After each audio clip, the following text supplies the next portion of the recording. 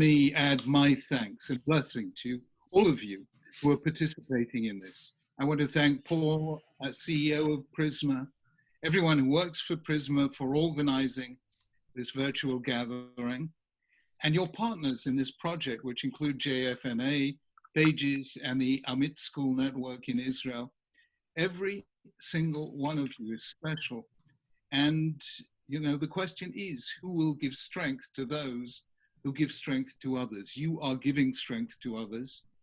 And we hope this coming together will help to alleviate some of the sense of isolation that you and indeed everyone now feels. I don't recall a time of trial like this. I don't think the world has ever experienced something quite like this, although there have certainly been pandemics before, but not on this scale for at least 100 years. This is a time of trial for every single country in the world, physically, psychologically, and economically. And we have no idea how it will all end. It's simply unpredictable and unforeseeable.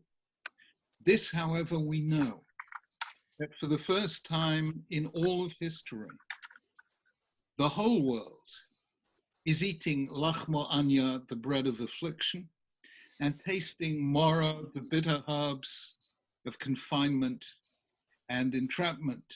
And one way or another, we are therefore, as it were, for the first time ever, celebrating a kind of global Pesach. I just want to share with you three thoughts. One, about your own work and its significance.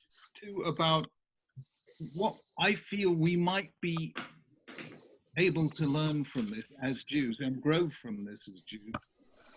And thirdly, about the world as a whole. So first of all, let me begin with your work.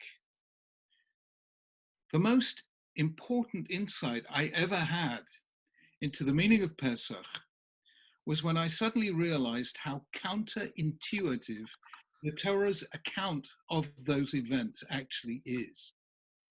In Parashat Bo, in chapters 12 and 13 of Sefer Shemot, Moses gathers the people and addresses them on the brink of their exodus. They've been in exile for 210 years, they've been enslaved, they've been suffering a slow genocide. What would you, as a political leader, talk about at this critical moment as your people is about in a few days' time to go free? You might speak about liberty, about what Abraham Lincoln called in the Gettysburg Address, a new birth of freedom. You might speak about the destination, the Eretz Zavat Chalav U'Dvash, the land flowing with milk and honey to which you would be traveling. Or third, you might, if you were made of sterner stuff, talk about the difficulties they would encounter on the way, what Nelson Mandela called the long walk to freedom. Any of those would have been a conventional speech. Moshe Rabbeinu did none of those things, which made him absolutely unique. Instead, if you look at Parashat Bo, you will see 3 times in those 2 chapters, he turns to children and the future and our job as educators, and he says, if your child, when your child asks you in future, it shall be when your children say to you, and you shall teach your child on that day. 3 of the 4 children of the Haggadah. Why on earth is he talking about a distant future and education? Surely the mitzvah of the day is to go free. The answer, I think, is this, that as I put it once, it takes an army to defend a country, but to defend a civilization, it needs schools. And education is the conversation between generations.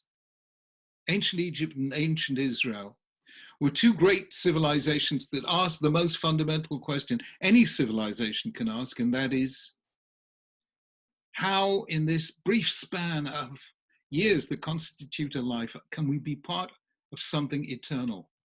The Egyptians achieved immortality or sought immortality by building monuments of stone, pyramids and temples that would outlast the winds and sands of time. And they did, they're still there. But the civilization that brought them forth is no longer there. Jews said no.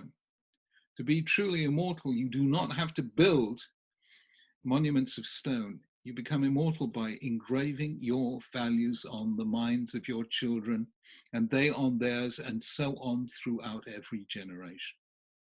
And that is why the Jewish people is still alive and well and young today. You, the teachers of our children, are the true heroes of Yetziat Mitzrayim. You are the people Moshe Rabbeinu had most in mind when he spoke to the people just before they left Egypt. You are the people who maintain Judaism as a faith whose citadels are schools and whose passion is education and the life of the mind. So please, just as you are going through these difficult and challenging times, bear this in mind, that what you are doing has no equal in all of Jewish life, and you are the heroes of our people. May Hashem bless you and give you strength, so that you give strength in turn to all those you teach and inspire. That is Dvar number one. Dvar number two, what are we to learn from what is happening to the world today? There is one pasuk, one verse from the Torah, which is quoted, I think, more than any other on the Seder night. It's quoted actually 4 times. Listen to the 4 times. Rasha mahu omer, what does the wicked son say? Ma avoda azot lachem, what does all this service mean to you? And you shall say to him, Afatah hakeret shinav, set his teeth on edge, and say to him, Bavo zeh asa Hashem li b'tzeti mimitzrayim, because of this, God brought me out of Egypt, me, but not you. So the verse appears in the story of the Rasha. Secondly, it appears in the line about the she'eino yodeh lishol, the one who doesn't know how to ask. Abtachlo, you open it, you introduce him to it. Shnema v'gaduta levincho b'yom ha'hu le'emor bavo zeh asa Hashem li b'tzeti mimitzrayim. That's the second quote of the verse. The third, Yachol mi Rosh Chodesh. Why don't we begin Pesach already on Rosh Chodesh Nisan? The Torah says, Bayamahu, on that day, Ibayamahu Yachol mi bod yam, Talmud lama bavo zeh. Again, this verse, because of this. And then finally, B'chol dovada, in every generation you are obliged to see yourself as if you personally left Egypt, Shnema, as it says, Bavo zeh asa Hashem li b'tzeti mimitzrayim, because of what God did for me, not my ancestors, but for me in bringing me out from Egypt. This one line, Bavo zeh asa Hashem li, appears 4 times in the Haggadah, but what does it mean? On this, we have a clear division of opinion on the part of the commentators. The Rashbam, and an opinion cited in the name of Rabbi Marinos by Ibn Ezra on this verse, says, Bavo zeh she'asa Hashem li nisim b'Mitzrayim, ani oved avodah hazot. Why do we eat matzah? Why do we keep Pesach? Because of what God did to us, for us in Egypt. That's the plain reading. However, Rashi and Ibn Ezra give it a completely opposite reading. Bavo zeh, this is Rashi, Bavo she'akayim mitzvotav, k'gam Pesach matzah and mora halalu. It is not that we eat matzah because of what God did to us in Egypt. On the contrary, God did this, saved us from Egypt, so that in the future we would eat matzah and mora. Now, it's extremely, extremely difficult idea. And yet there's Rashi and Ibn Ezra saying that's the plain sense of the verse. God let us suffer in Egypt just so that for 7 days of the year we could eat matzah and mora. It's crazy. But actually, I think in the most simple, plain sense, they are giving us omit pshuto shel mikra, the deep, plain sense. Why on earth did God let our ancestors ever go to Egypt? The answer, I believe, is this. He needed our ancestors at the beginning of this history of our people to lose their freedom so that we would become for all time the people who, above all others, fight for freedom. God made Abraham and Sarah wait all those years for a child so that we would become the most child-centered religion in history. God led our people many times through the valley of the shadow of death because he wanted us, above all else, to sanctify life. According to Rashi and Ibn Ezra, we went through that bad experience of the past so that we would live differently in future. And that, I think, is the key to the whole question of the coronavirus pandemic. There's no point in asking, why did it happen? It happened because a virus mutated. We have no idea why it happened. And even Moshe Rabbeinu might have found it difficult to discern the mind of the Almighty on this. We are not prophets. We don't know. But we should be able to say, what are we to learn from this? And I think the answer is obvious. These simple things that we take for granted, shaking someone's hand, being in somebody's presence, being able to go to work, all these things we've taken for granted and not even noticing. We're worried about, have we got the latest iPhone or have we got the latest gizmo? I don't know. We've been preoccupied with trivialities. And somehow or other, we have to emerge from this changed, taking the simple facts of human friendship, of company, of being able to sit together, of not worrying every day, am I going to catch some terrible disease? That is the lesson the Holocaust survivors that I knew took from the Holocaust. They went around to schools telling children, value your freedom. You have no idea how precious it is. And I think that's what we have to learn from this terrible, terrible situation. It is making us revalue all the things we took for granted. Jews are the people who never took anything for granted. And we should be learning, I think, a real sense of appreciation and gratitude to Hashem for all the simple things that we had enjoyed until now and will, Bezrat Hashem, be able to enjoy in the not too distant future.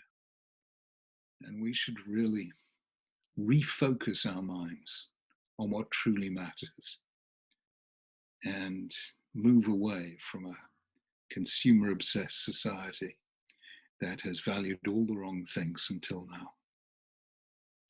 And finally, let me share a thought about the world. I wrote in my Haggadah that I found the opening words of the Seder service, more or less, very puzzling.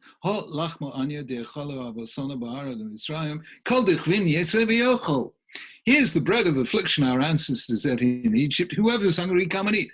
I thought, is this hospitality? Here, I've got some suffering. Come and have a plateful of it. I mean, that is not exactly hospitality. Why offer somebody your own affliction? And I suddenly realized that actually the second you share suffering, you begin redemption.